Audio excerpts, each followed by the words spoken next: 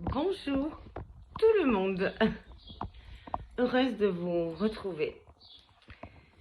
Il m'a fallu un petit temps là pour vous retrouver. C'est vrai que j'ai vu que ça fait 2 semaines que je vous ai pas fait une petite vidéo. Il m'a fallu un peu de temps pour réfléchir à un sujet qui pourrait vous apporter quelque chose. Alors, j'ai beaucoup réfléchi et je veux qu'il soit juste pour vous et qu'il vous apporte des choses. Sachez que mes vidéos sont totalement bénévoles. Quel est mon intérêt là-dedans? Je vous le dis directement. C'est d'être efficace pour faire avancer les choses et rétablir une forme de vérité dans ce monde qui devient très manipulateur. Et on ne se rend pas compte, tout le monde ne se rend pas compte, hélas, des dégâts qu'il pourra y avoir par la suite s'il n'y a pas des résistants comme moi, comme d'autres, qui n'ont pas de stratégie forcément commerciale,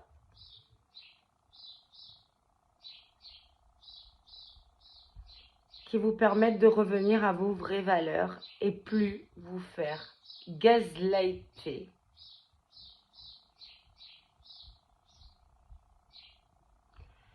par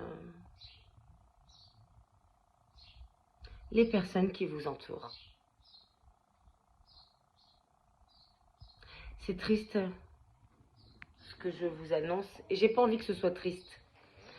J'ai envie juste que vous ayez en main des réflexions, des outils pour faire changer ça parce que ça craint. Je vous le dis que ça craint. Je le ressens. Je ressens. Donc, je réfléchis à plein de thèmes dans mes vidéos. Là, j'en ai pris un parmi tant d'autres. J'en ai pris un, qui est une technique du manipulateur et dans laquelle j'ai pas envie que vous tombiez. J'ai pas envie que vous tombiez dans cette forme de manipulation. Alors je me pose. Voilà, je suis là. Je suis là avec vous. Vous entendez les oiseaux chanter là, ce matin? J'espère que vous les entendez parce que j'adore, c'est le printemps. J'adore. En même temps, je suis née au printemps, donc c'est peut-être pour ça que j'adore cette saison-là. Où tout renaît, où tout renaît. Où tout renaît. On a besoin de couleurs. Allez, je vous raconte la petite technique. Alors pourquoi j'ai décidé ça? Parce que hier j'ai eu une consultation avec une petite patiente. Je dis petite, elle n'est pas si petite que ça, parce qu'elle est hyper mature, elle est géniale. Je l'adore, je l'adore. En plus, elle a un prénom que j'adore. Et puis, elle est c'est une belle personne qui va faire avancer ce monde. Et elle est hyper précieuse dans ce monde. Hyper précieuse. Bref.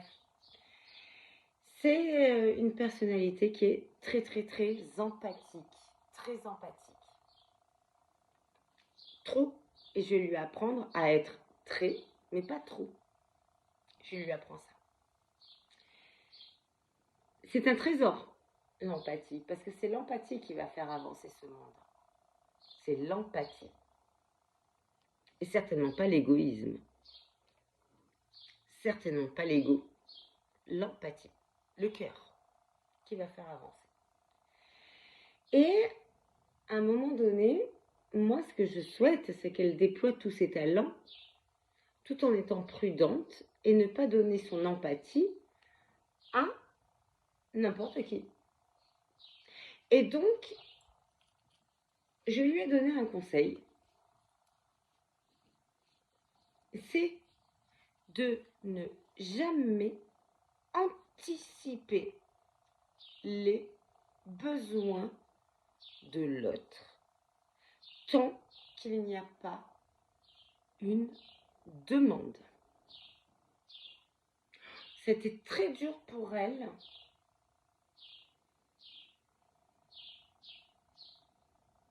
de se dire, est-ce que je vais en être capable ou pas?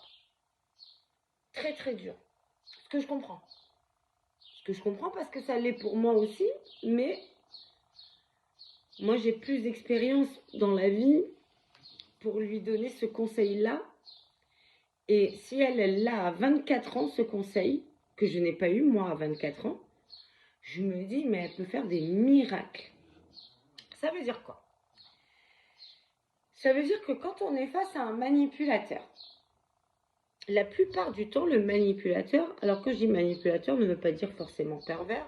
On sait que tous les pervers sont des manipulateurs, mais tous les manipulateurs ne sont pas des pervers.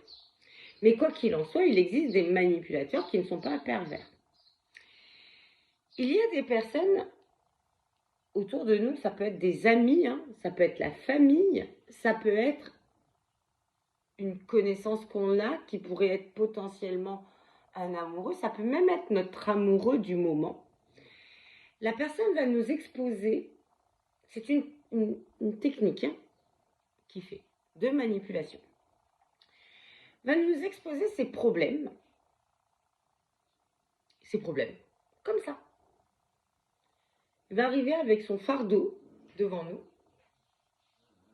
Il va arriver avec son fardeau, son poids, son problème, que ce soit au travail, que ce soit familial, que ce soit avec ses enfants, que ce soit, enfin, peu importe. Il arrive avec son fardeau. Nous, en tant qu'empathe, personnalité empathique, hypersensible, personnalité atypique, parce qu'on n'est que 30% dans ce monde. 70% n'ont pas cette empathie qu'on a, nous. On devient des atypiques. Et l'objectif, c'est qu'il y ait 30 de non empathiques et 70 d'atypiques comme nous, empathes. Nous, l'erreur qu'on va faire, et c'est ce que je lui ai expliqué à ma petite patiente que j'adore, qu'on va faire, c'est que l'autre va exposer ses problèmes comme ça, sans rien demander. Il ne va rien vous demander. Il va juste exposer. Et nous, en tant qu'empathe, qu'est-ce qu'on va faire? On va prendre le problème de l'autre sur notre dos et on va lui donner toutes les solutions du monde pour qu'il arrive à résoudre son problème. Son problème va devenir notre problème. Regardez ma vidéo sur le 50-50 et celle qui est on est responsable en partie de la manière dont on nous traite. Donc le super empathe, l'empathe, va prendre en charge le problème de l'autre. Alors que l'autre n'a rien demandé. L'autre va faire en sorte de ne jamais rien demander. C'est une technique de manipulation. Je crois que c'est la plus perfide. C'est la plus perfide, la plus vicieuse. Je vous donne cette technique-là et gardez-la en tête pour faire attention à ceux qui utilisent cette technique-là. Ils arrivent vers vous, ils exposent leurs problèmes, mais ne vous demandent pas d'aide. Et vous, sans la demande, vous allez répondre à leurs besoins alors qu'ils ne vous ont rien demandé. Mon conseil, c'est quand on ne vous expose pas une demande d'aide, quand on ne vous la dit pas par des mots, j'ai besoin de ton aide, ces mots simples, j'ai besoin de ton aide, surtout, n'utilisez pas votre énergie à répondre à un problème de l'autre qu'il ne vous a pas que l'autre n'a pas exposé dans une demande d'aide. Oh, je ne sais pas si j'ai bien dit les choses, mais vous allez comprendre. Si vous faites ça, vous allez vous investir dans quelque chose où vous n'aurez jamais aucune reconnaissance. Et j'irai plus loin, au contraire, vous risquez de devenir, c'est là votre position de sauveur, qu'il ne faut surtout pas avoir, et vous risquez de devenir le persécuteur. Le persécuteur. C'est terrible. Ne faites jamais cette erreur-là. Vous voulez être sauveur parce que vous êtes empathique, parce que vous avez envie de sauver ces gens en souffrance, ces personnes en souffrance. Mais si les autres ne vous ont pas demandé, ne faites rien s'il vous plaît. Parce que de sauveur, vous allez devenir persécuteur et vous allez après devenir victime d'un persécuteur, d'un manipulateur. Faites attention à ça. Quand quelqu'un vient vers vous, que ce soit une amie, même proche, la famille, une connaissance, une rencontre débutante, une rencontre qui n'est pas débutante, qui est inscrite dans le temps, même inscrite dans le temps. La personne, elle arrive vers vous. Elle a un problème. Elle a un problème. Elle vous déverse son problème. Mettez la limite du 50%. C'est son problème, c'est pas le vôtre. Posez la limite. Vous vous souvenez des 50%. Posez la limite. Demandez-lui simplement si elle a besoin de votre aide. Il faut à tout prix qu'elle formule le fait qu'elle a besoin de votre aide, cette personne-là. Si elle ne formule pas cette demande, ne lui donnez pas votre aide parce que à la sortie, vous allez devenir persécuteur ou victime de cette situation-là. Alors qu'au fond de vous, ce que vous vouliez, c'est être sauveur. S'il vous plaît, ne vous faites pas avoir par cette stratégie-là du manipulateur. Faites toujours verbaliser à l'autre sa demande d'aide. Si l'autre n'arrive pas à la verbaliser en posant une question, vous pouvez lui dire « Est-ce que tu as besoin de mon aide ?» Si l'autre vous dit non, vous ne dépensez pas votre énergie. Vous ne prenez pas en charge son problème. Si l'autre vous dit oui, j'ai besoin de toi, ben là, oui, vous faites équipe avec. Mais ça ne veut pas dire non plus que vous prenez tout en charge. Vous faites juste équipe avec parce qu'il vous a demandé. Et c'est là que vous allez avoir une relation saine avec l'autre. N'anticipez pas les besoins de l'autre. Il faut que l'autre vous fasse la demande d'aide quand il n'est pas bien. Autrement,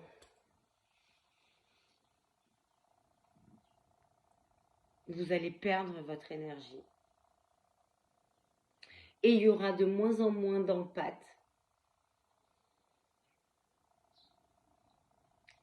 de plus en plus de dépression. Et on sera de moins en moins à faire de la résistance, pour le coup, dans ce monde qui est devenu manipulateur. Sur plein de domaines et dans plein de métiers. Même en psychologie. Même dans ma profession. En même temps, faites attention aux coachs qui n'ont pas fait les 5 ans d'études en psychologie. Faites attention à ceux qui n'ont fait que des formations. Faites attention. Il y en a des bienveillants, il y en a des empathes, mais il y a beaucoup de commerciaux et de manipulateurs qui viennent là pour encore plus faire du mal à notre monde. Faites juste attention. Faites attention. Je vous laisse réfléchir à tout ça. Je vous embrasse très très fort. Si vous avez aimé ma vidéo, likez, ça me fait plaisir. Partagez, partagez, partagez, partagez. Commentez. Merci à tous mes nouveaux abonnés qui sont dans la bienveillance que j'adore. Et si vous me voyez pour la première fois et que vous avez aimé, abonnez-vous. Abonnez-vous à ma chaîne où il y a plein d'autres vidéos. Je vous embrasse très fort. Je vous souhaite une très très belle journée. Bisous, bisous, bisous.